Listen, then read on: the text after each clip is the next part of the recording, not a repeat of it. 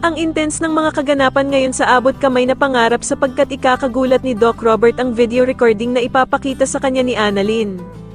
Dito nga matapos na hindi sumama ni Zoe kila Annalyn at Lynette ay mahuhuli nila ito na kinakausap ang ina nitong si Moira, kaya naman ay agad niya itong ipapaalam kay Doc Robert.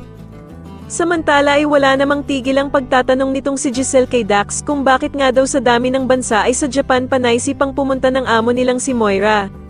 Subalit sasagutin naman siya ni Dax na wala na daw siyang ibang nalalaman sa plano ni Moira dahil kinuha lang naman daw siya nito para pasukin ang bahay ng isang doktor.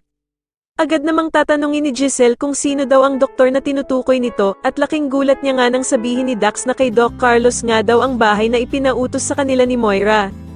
Samantala ay tuluyan na nga ding makakarating ng Japan itong si Doc Robert dahil sa kagustuhan nitong mahuli na nga ang bruhan niyang asawa na si Moira.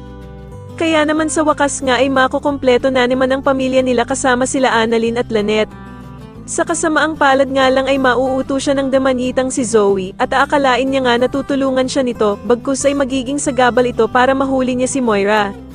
Dito nga pagkarating nila ng Japan ay magugulat si Moira dahil sa agad na tatawagan siya ng anak niyang si Zoe para balitaan siya sa ginawang pag-broadcast ni Giselle sa pangalan niya para mapabalik siya ng Pilipinas.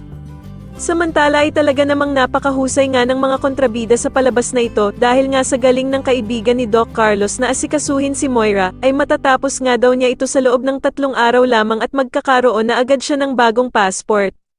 Sa kabilang banda naman ay excited na nga sana si Annalyn at Lynette na pumunta ng Mount Fuji kasama si Zoe, ngunit bigla nga itong tatanggi sa kanila na sumama papunta doon. Sasabihin nga ni Zoe na biglang sumama ang kanyang pakiramdam kaya hindi na daw ito makakasama sa kanila. Pero bigla naman siyang sasagutin ni Annalyn na masama ba daw talaga ang pakiramdam nito o meron lang talaga siyang gustong kitain na ibang tao.